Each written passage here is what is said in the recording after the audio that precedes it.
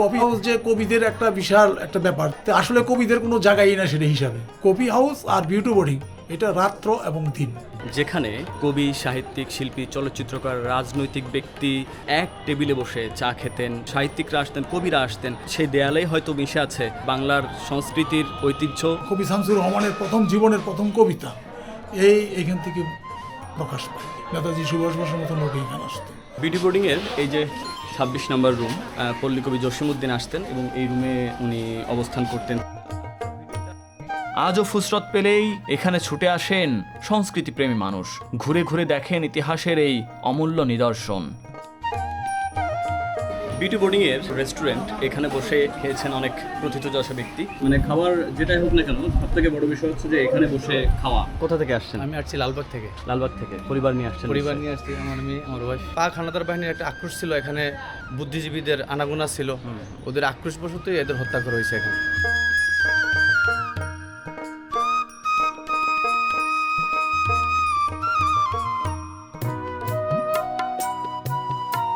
পুরান ঢাকার সরু রাস্তা দিয়ে যাচ্ছি বাংলা বাজারের শিরিষ দাস লেনের বিউটি বোর্ডিংয়ে। বেশ কয়েক বছর আগে বিউটি বোর্ডিংয়ের গৌরবোজ্জ্বল ইতিহাসের কথা জানলেও এখানে আসা হয়নি। আজ যাচ্ছি সেখানে, অনুভূতিটাও বেশ দারুণ।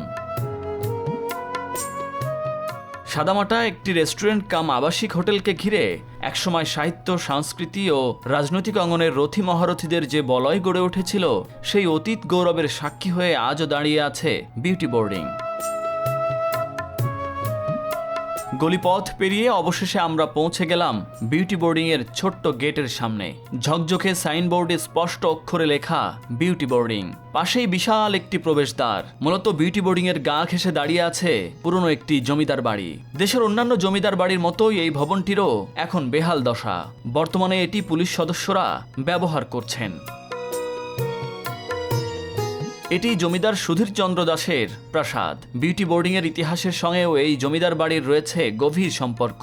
আর এই বিশাল গেটটি মূলত জমিদার বাড়ির মূল অংশের সঙ্গে বাগান বাড়িকে যুক্ত করেছিল। সেই বাগান বাড়ি একসময় রূপ নেয় আজকের বিউটি বোর্ডিংয়ে। চলুন এবার জমিদারের সেই বাগান বাড়ি তথা বিউটি বোর্ডিংয়ের ভিতরে প্রবেশ করা যাক।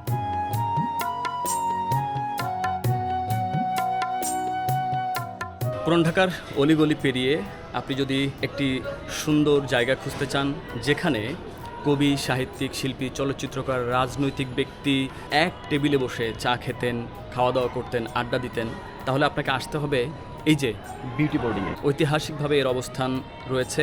বাইরে থেকে দেখলে হয়তো বা বিল্ডিংগুলো বা তার দেওয়াল জরাজীর্ণ মনে হতে পারে, খুব পুরাতন মনে হতে পারে, কিন্তু সেই দেয়ালেই হয়তো মিশে আছে বাংলার সংস্কৃতির ঐতিহ্য, ইতিহাস এবং গুণী ব্যক্তিদের পদচারণার যে চিহ্ন।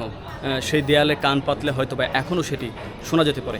আমরা এই পুরান ঢাকার এই বিউটি বোর্ডিংয়ে এসেছি। স্বাধীনতার আগে এপার বাংলা ওপার বাংলা নেতাজি সুভাষচন্দ্র বসু সহ সাহিত্যিকরা আসতেন, কবিরা আসতেন এবং বাংলার যে কবি সাহিত্যিক রয়েছে তারা তো আসতেনই, কবি জসীমউদ্দিন থেকে শুরু করে কবি হাফিজ চৌধুরী, নির্মলেন্দু গুণ এই যুগের, কিন্তু তার আগে যারা আসতেন তাদেরও এক ধরনের পদচিহ্ন এখানে রয়েছে। আমরা আজকে এসেছি আপনাদের জানাবো এই বিউটি বোর্ডিংয়ের ইতিহাস, ঐতিহ্য এবং ঘুরে দেখাতে চাই এখানে কেমন আছে এখনকার বিউটি বোর্ডিং।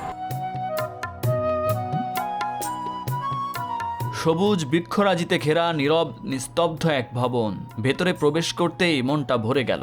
1947 সালের দেশ ভাগের আগে জমিদার সুধীর চন্দ্র দাসের এই বাগান বাড়িতে ছিল সোনার বাংলা প্রিন্টিং প্রেস। নিচতলায় ছিল ছাপাখানা আর উপরের তলায় ছিল পত্রিকা অফিস। সেই প্রেসেই কবি শামসুর রহমানের প্রথম কবিতা ছাপা হয়েছিল বলে জানা যায়। পত্রিকা মানে এটা স্বদেশী পত্রিকা ছিল। কবি শামসুর রহমানের জীবনের প্রথম কবিতা এইখান থেকে প্রকাশ পায়। দেশভাগের পর সোনার বাংলা প্রিন্টিং প্রেস কলকাতায় স্থানান্তরিত হয়ে যায়। এরপর 1950 সালে দুই ভাই প্রহ্লাদ চন্দ্র সাহা ও নলিনী মোহন সাহা এই বাড়ি ভাড়া নিয়ে গড়ে তোলেন বিউটি বোর্ডিং। প্রায় 11 কাঠা জমির উপর প্রতিষ্ঠিত এই ভবনের নামকরণ করা হয় নলিনী মোহন সাহার বড় মেয়ে বিউটির নাম অনুসারে। 1975 সাল থেকে 51 বছর ধরে এই বোর্ডিংয়ে কর্মরত রয়েছেন বিজয় গোপাল। এখানে কি আড্ডা দিতেন ওনারা? না, আড্ডা বসতো এখানে ছিল মাঠে। সেটা বোর্ডিং প্রতিষ্ঠা হওয়ার পরে 1, 2, 3 এই রুমটার মধ্যে পত্রিকা অফিস ছিল, সোনার বাংলা পত্রিকার অফিস ছিল এটা। স্বাধীনতার পর পর এখানে রুম হয় আর কি, রুম হয়ে গেল হোটেলের ভাড়া সিস্টেম। স্বাধীনতার পর না, এটা হয় হলো আপনার ওই যখন 48-এর পরের থেকে এইটা। শুধু রাত্রি যাপনের জন্য আবাসিক ব্যবস্থা নয়, এখানে গড়ে তোলা হয় খাবারের রেস্টুরেন্টও। ধীরে ধীরে বিউটি বোর্ডিং হয়ে ওঠে পুরান ঢাকার এক ব্যতিক্রমী সাংস্কৃতিক আড্ডা স্থল। কবি শামসুর রহমান, ফজলে রাব্বি, আবু হেনা মুস্তফা কামাল, আবুল হাসান, মহাদেব শাহ, আহমদ সফা, আল মাহমুদ, আবু জাফর ওবায়দুল্লাহ, জহির রায়হান, খান আতাউর রহমান, সৈয়দ শামসুল হক, নির্মল সেন, সমর দাস, নির্মলন্দে গুণ, শহীদ কাদরি, মহিউদ্দিন আহমদ, আসাদ চৌধুরী সহ আরও অনেক গুণীজন নিয়মিত এখানে আড্ডা দিতেন। এখানে বসেই চলতো সাহিত্য নিয়ে আলোচনা, রাজনীতি নিয়ে তর্ক, শিল্প সংস্কৃতি নিয়ে ভাবনা এবং নতুন সৃষ্টির পরিকল্পনা। বিউটি বোর্ডিং প্রতিষ্ঠারও বহু বছর আগে এই ভবনে এসেছিলেন উপমহাদেশের স্বাধীনতা আন্দোলনের অন্যতম নেতা নেতাজি সুভাষচন্দ্র বসু। তখনও এখানে বিউটি বোর্ডিংয়ের অস্তিত্ব ছিল না। ভবনটিতে চলতো সোনার বাংলা পত্রিকার কার্যক্রম ও ছাপাখানা। এই বিভিন্ন সময় স্বদেশীরা আসতো এখানে, নেতাজি সুভাষ বসুর মতো লোক এখানে আসতো। মাস্টারদা সূর্য সেনের কথা জানি, শুনি, তারপরে প্রীতিলতা সেনের কথা শুনি। এই পূর্ববঙ্গের দিকে হয়তো স্বদেশীদের জন্য অবদয় এরকম একটা স্থান, এরকম একটা পত্রিকা অফিস ওতে খুব কম ছিল মনে হয় আমার ধারণা। পল্লীকবি জসিমউদ্দিনও মাঝে মাঝে এখানে আসতেন এবং রাত্রি যাপন করতেন বলে জানা যায়। ফলে সাহিত্যিকদের কাছে বিউটি বোর্ডিং শুধু আড্ডার জায়গা ছিল না, প্রয়োজনের সময় থাকারও একটি পরিচিত ঠিকানা ছিল। বিউটি বোর্ডিংয়ের এই যে 26 নম্বর রুম, এটি ঐতিহাসিক একটা তাৎপর্য আছে, কারণ এখানে পল্লীকবি জসিমউদ্দিন আসতেন এবং এই রুমে উনি অবস্থান করতেন, থাকতেন। আমরা এই রুমের ভিতরে একটু যেতে চাচ্ছিলাম, কিন্তু দাদা বলছেন যে একজন অসুস্থ ব্যক্তি আছেন, সুতরাং তাকে ডিস্টার্ব করা ঠিক হবে না, বাইরে থেকে আমরা একটু দেখিয়ে দিই। বিউটি বোর্ডিং মূলত দুটি অংশে বিভক্ত। এর পূর্ব দিকের অংশে রয়েছে বিশাল একটি হল ঘর। এই অংশটি এক প্রান্ত থেকে অন্য প্রান্ত পর্যন্ত বিস্তৃত একটি বড় হল রুম। একসময় এই অংশটি গ্যালারি রুম নামে পরিচিত ছিল। এই রুমে বিভিন্ন ধরনের অনুষ্ঠান, আলোচনা ও সাংস্কৃতিক আয়োজন হতো। 71 পরবর্তী সময়ে এই হল রুমে অনেকগুলো সিঙ্গেল খাট বসানো ছিল, যারা অল্প টাকায় থাকতে চাইতো তাদের জন্যে।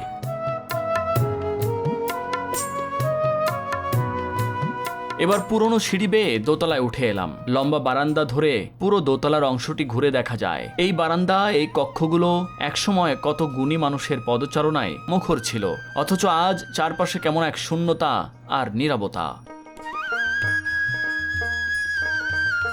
এই যে জানালা, এই জায়গাটিতে বসে এই জানালার দিকে তাকিয়ে হয়তোবা কোনো কবিতা লিখেছেন, হয়তোবা কোনো স্মৃতিচারণ করেছেন, কোনো পংক্তি লিখেছেন। আমরা এখানে এসে সেই জায়গাগুলো ঘুরে দেখছি।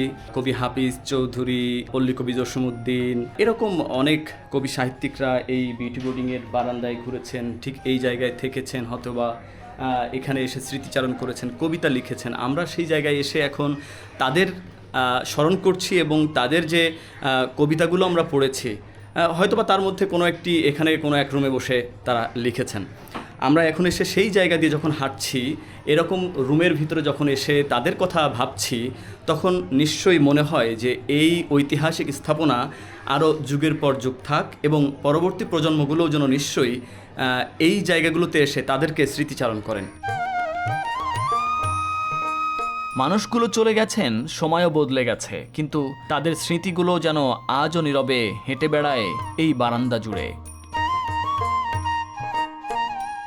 দোতলার বারান্দা থেকে একটি সিঁড়ি উঠে গেছে পাশের জমিদার বাড়ির দিকে, তবে বর্তমানে সেই পথটি লোহার গ্রিল দিয়ে বন্ধ করে দেয়া হয়েছে। বিউটি বোর্ডিং এখনও কালের সাক্ষী হয়ে এই পুরান ঢাকায় এখনও রয়েছে। আমরা এসেছি আজকে, আমার সাথে এসেছে আমার সহকর্মী মাঝহার মাহবুব। আমরা দুজন এসেছি এই জায়গাটি ঘুরে দেখতে। আমিও স্টার নিউজে আছে, আমিও স্টার নিউজে। সালাউদ্দিন সুমন ভাইয়ের ভিডিওটা দেখার পরে মনে হয়েছিল যে আসবো, কিন্তু আশা হচ্ছিল না। আজকে হঠাৎ করে যখন আপনি বললেন যে এখানে যাওয়া দরকার, চলে আসা হয় এই প্রথম। আমরা যেরকম আড্ডা মারি বন্ধুবান্ধবরা বা কলিগরা একটা জায়গায় আড্ডা মারি, আমাদের পূর্ববর্তীরা কবি সাহিত্যিকরা এখানে এসে আড্ডা মারতেন। তো কবি সাহিত্যিকদের আড্ডা আসলে কেমন হয়, রাজনীতিবিদদের আড্ডা আসলে কেমন হয়, সেইটা হয়তো এইখানে যারা ওই সময় দেখছেন তারা একমাত্র বলতে পারবে যে তারা কী ধরনের আলাপ করে, কী ধরনের খুশ গল্প করে। সব কিছু মিলে এখানে যে একটা ইতিহাস, ততটা কিন্তু প্রকাশ হয় নাই। এই ইতিহাস সম্পর্কে অতটা বেশি মানুষ জানে না। সেইটা আমার কাছে মনে হয়েছে যে এটা আরও বেশি বড় পরিসরে জানানোর ব্যবস্থা করা দরকার। দোতলার সামনের অংশে তৈরি করা হয়েছে শৌচাগার। সেই আমল থেকেই এই জায়গাটি ছিল গাছ-গাছালিতে ঘেরা। সময়ের অনেক পরিবর্তন হলেও সেই সবুজ আবহ এখনও ধরে রেখেছে বিউটি বোর্ডিং। বাহারি ফুলের গাছের পাশাপাশি এখানে রয়েছে আতা, পেয়ারা সহ নানা ধরনের ফলদ গাছ। 2 তলায় রয়েছি, ঠিক এখানে পরবর্তীতে সংস্কার করে বাথরুম করা হয়েছে এবং এই পাশে হচ্ছে পাকঘর রয়েছে। এখান থেকে আপনি বিউটি বোর্ডিংয়ের সামনের দৃশ্য স্পষ্ট দেখতে পাবেন। তখনও কিন্তু এখানে কবি সাহিত্যিকরা, রাজনীতিবিদরা এসে আড্ডা দিতেন এবং তারা সময় অতিবাহিত করতেন। শব্দ দূষণ তো দূরের কথা, ধুলাবালি খুব কম, গাছগাছালিতে একবারে পরিপূর্ণ একটি জায়গা এবং নিরিবিলি জায়গা। একসময় জম্পেশ আড্ডার পাশাপাশি বিউটি বোর্ডিংয়ে রাত কাটাতেন দেশের অনেক গণ্যমান্য মানুষ। তবে সময়ের সঙ্গে বদলে গেছে সেই চিত্র। আগের সেই জৌলুস এখন আর নেই। আধুনিক মানুষের সঙ্গে তাল মিলিয়ে আবাসিক সুযোগ সুবিধার তেমন উন্নয়ন না হয় বহু বছর ধরেই এখানে আগের মতো মানুষ থাকার জন্য আসেন না। বর্তমানে স্বল্প আয়ের মানুষ, ছোটখাটো চাকরিজীবী ও ব্যবসায়ীদের আনাগোনাই বেশি। তুলনামূলক কম খরচে থাকার সুযোগ থাকায় প্রয়োজনের তাগিদে অনেকে এখানে এসে ওঠেন।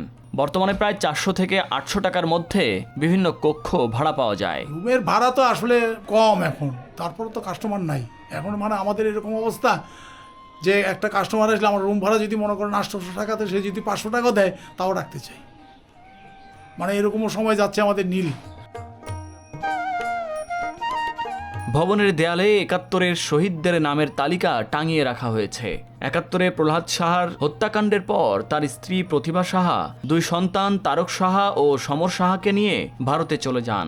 দেশ স্বাধীন হওয়ার পর 1972 সালে পারিবারিক বন্ধুদের আহ্বানে 2 ছেলেকে নিয়ে দেশে ফিরে আসেন প্রতিভা সাহা। এরপর আবারও নতুন উদ্যমে শুরু হয় বিউটি বোর্ডিংয়ের কার্যক্রম। স্বাধীনতার পর বিউটি বোর্ডিংয়ে আবার সাহিত্যিকদের আড্ডা জমাতে প্রথম উদ্যোগ নেন কবি বেলাল চৌধুরী ও শহীদ কাদরী। বর্তমানে প্রহ্লাদ সাহার পরিবারই পরিচালনা করছে এই বোর্ডিং। বলে রাখি, এই বিউটি বোর্ডিংয়ে বসে আব্দুল জব্বার খান লিখেছিলেন প্রথম বাংলা চলচ্চিত্র মুখ ও মুখোশের পাণ্ডুলিপি। আর সঙ্গীতজ্ঞ সমর দাসও এই বিউটি বোর্ডিংয়ে বসে রচনা করেছেন বহু কালজয়ী গানের সুর। এই যে কফি হাউস যে কবিদের একটা বিশাল একটা ব্যাপার, তারা একটা গানের মাধ্যমে সারা পৃথিবী জয় করে ফেলাইছে। তো আসলে কবিদের কোনো জায়গাই না সেটা হিসাবে। সেখানে আকাশ দেখা যায় না, সেখানে পাখির আওয়াজ পাওয়া যায় না, সেখানে গাছগাছরা নাই, সেখানে মাটি নাই, তবু কফি হাউস। সিগারেটের ধোঁয়া ছাড়া সেখানে আর কিছু দেখা যায় না।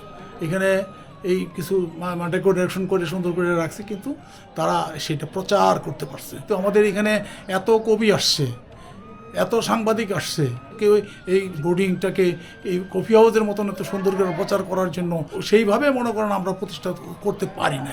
মানে ঐতিহাসিকভাবে কফি হাউসের থেকে এটার যে তাৎপর্য অনেক রয়েছে, বেটার, শুধু একটুখানি না, এটা অনেক বেটার। কফি হাউস আর বিউটি বোর্ডিং এটা রাত্র এবং দিন।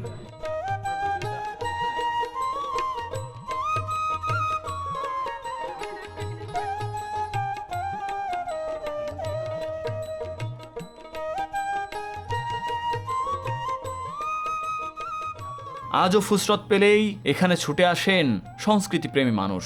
ঘুরে ঘুরে দেখেন ইতিহাসের এই অমূল্য নিদর্শন। যে আঙিনায় একসময় কবি, সাহিত্যিক, শিল্পী, সাংবাদিক ও সাংস্কৃতিক কর্মীদের পদচারণায় মুখর ছিল, আজও সেই জায়গায় দাঁড়িয়ে অতীতকে অনুভব করার চেষ্টা করেন অনেক দর্শনার্থী।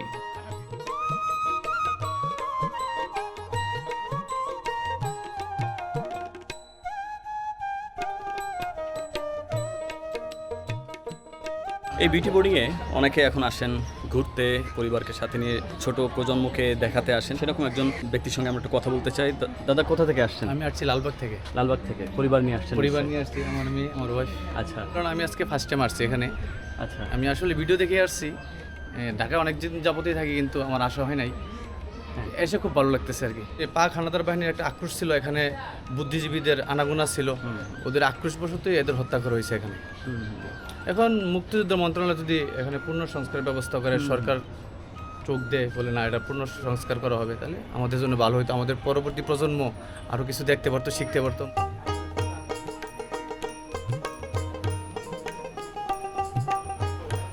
বিউটি বোর্ডিং সুস্বাদু খাবারের জন্য বেশ পরিচিত ছিল। এর সরষে ইলিশের সুনাম ছিল ব্যাপক। এখনও এখানে সরিষা ইলিশ রান্না করা হয়, রান্না হয় হরেক রকমের খাবার। ঘুরতে ফিরতে এখনও অনেকেই আসেন এখানকার ঐতিহ্যবাহী রান্নার স্বাদ নিতে। রেস্টুরেন্ট চালানো একটা কঠিন ব্যাপার। রেস্টুরেন্টের মধ্যে সব ধরনের লোক আছে, এবং তারপরেও যে মনে করেন সে কবি সাহিত্যিকদের মনে করেন আঁকড়ায় রাখতে পারছে। অনেক দূরের থেকে তো অনেক লোকজন আসে, ধরেন সেই গুলশান, বনানী, উত্তরা চলে আসে। আমাদের সরষা ইলিশ ভালো, আমাদের লাবড়াটা ভালো, আমাদের ওই কালিয়া মুড়িঘণ্ট ভালো, চপ, কাটলেট, মোগলাই, চা, এগুলি আসলে তখন সেই পিরিয়ডে খুব ভালো ছিল। স্বাধীনতার পরের থেকে সেটা আমরা বন্ধ করে দিয়েছি। বিউটি বোর্ডিংয়ের সবথেকে যে আকর্ষণীয় রেস্টুরেন্ট, এখানে বসে হয়তোবা খেয়েছেন অনেক প্রথিতযশা ব্যক্তি। আমরা আজকে এখানে খেতে চাই, আজকে দুপুরে এখানে লাঞ্চটা করতে চাই। এখানে সবথেকে বেশি পপুলার হচ্ছে ইলিশের যে সরিষা ইলিশ, আমরা সেটা এখানে খেতে চাই আজকে। চলুন ভিতরে যাওয়া যাক।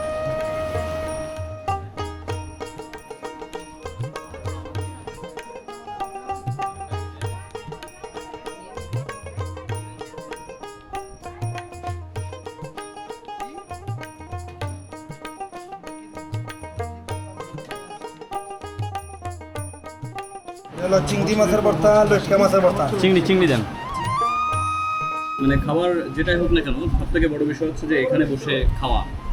ঐতিহাসিক স্থান, এখানে হয়তো বা কোনো কবি সাহিত্যিক এসে এখানেই খেতেন, আমরাও সেখানে এসে খাচ্ছি। আমি প্রথমবার এসেছি, সরষে ইলিশটা আমরা নিয়েছি, এবং এত বড় সরষে ইলিশ, সাইজটা অনেক বড়। আমরা বড় একটা সরিষা ইলিশের পিস নিয়েছি, ডিমও আছে এর মধ্যে, আবার একদম বড় সাইজের একটা মাছ। ওহো, ভেঙে যাচ্ছে তো। সরিষা ইলিশের সরিষার স্বাদ পাওয়া যাচ্ছে, একবারে গন্ধ আছে সরিষা ভালো। এখানকার যে এটা পপুলার, এমনি পপুলার না, আসলে স্বাদটা অনেক ভালো। একদিকে ইতিহাস আর ঐতিহ্যের স্মৃতি, অন্যদিকে চেনা বাঙালি খাবারের স্বাদ, সব মিলিয়ে বিউটি বোর্ডিং এখনও পুরান ঢাকার এমন একটি জায়গা যেখানে অতীত আর বর্তমানকে একই সঙ্গে অনুভব করা যায়।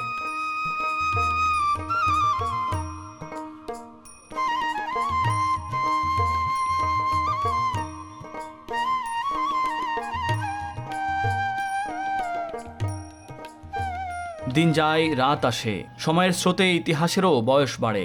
বিউটি বোর্ডিংও কালের বিবর্তনে বয়সের ভারে ধীরে ধীরে ক্ষয়ে যাচ্ছে। হয়তো আর আগের মতো কবি সাহিত্যিকদের আড্ডায় মুখর হবে না কোনো বিকেল কিংবা সন্ধ্যা। হয়তো সেই রথী মহারথীদের কেউ আর ফিরে আসবে না এই প্রাঙ্গণে।